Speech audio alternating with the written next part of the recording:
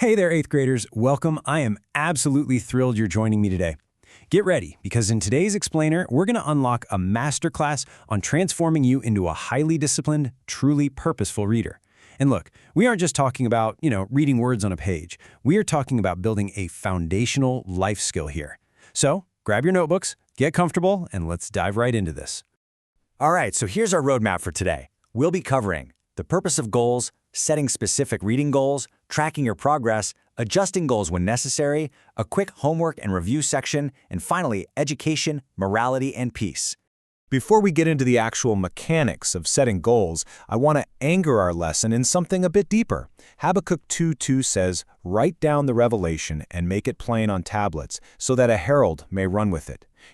Goal setting isn't just some modern productivity hack you see online.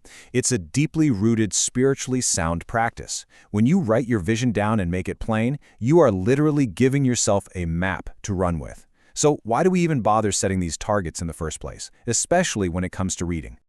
That brings us right to section 1, the purpose of goals. Think about it for a second. Have you ever started a book, read a few chapters, set it on your nightstand, and then, a month later you realize it's buried under a huge pile of laundry? Yeah, I know I have. Without goals, it is incredibly easy to lose focus or just straight up quit halfway through. Goals are basically the secret ingredient that turns random, casual reading time into intentional, challenging growth. They're what keep you consistent. And here's the coolest part. The discipline you build through a daily reading habit, it doesn't just stay in your book. It totally overflows. That exact same mental muscle applies directly to your academics, your focus on the field in sports, your dedication to personal projects, and even your daily faith journey. Master the discipline of reading, and you're kind of mastering the discipline of life. Now, let's move from theory into action. Section 2, setting specific reading goals.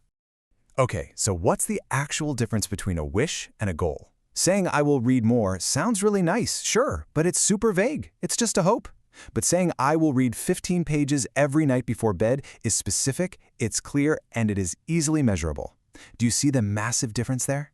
When you wake up the next morning, you know exactly whether or not you hit that target. And once you have that incredibly specific goal set, well, you have to measure it.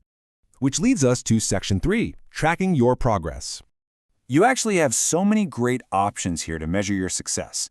You could use a reading log, mark a big X on a wall calendar, keep a simple checklist, or even use a visual chart to mark off each day.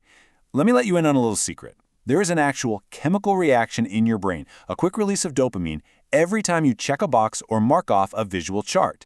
It literally keeps you highly motivated and allows you to celebrate your daily successes. But what happens when things just don't go according to plan? Section 4, adjusting goals when necessary. Look, sometimes life changes.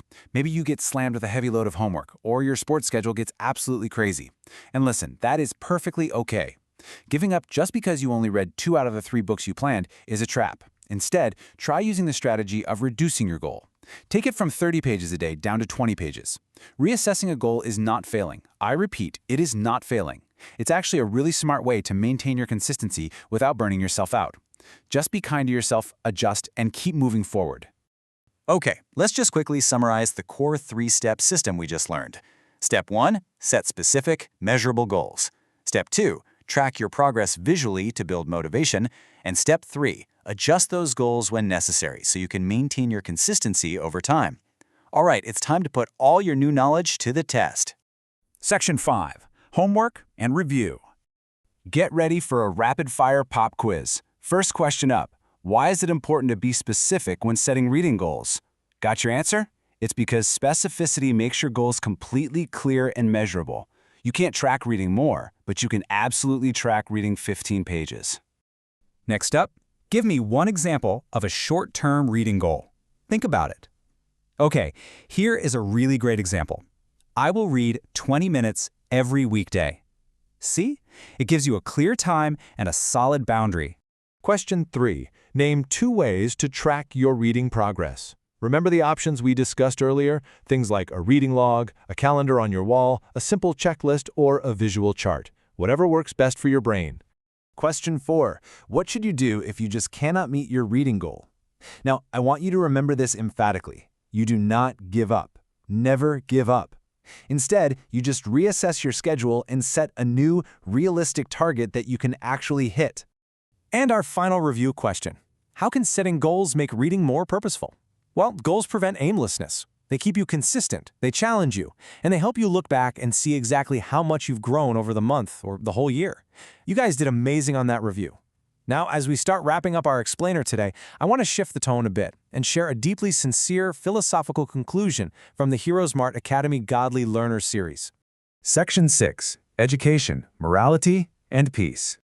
Romans 8:6-7 promises peace of mind to everyone who keeps his or her mind spiritual. True peace doesn't just magically come from achieving your goals. It comes from keeping your mind anchored in spiritual truths while you're out there pursuing those goals. Which leads me to ask you this kind of provocative question.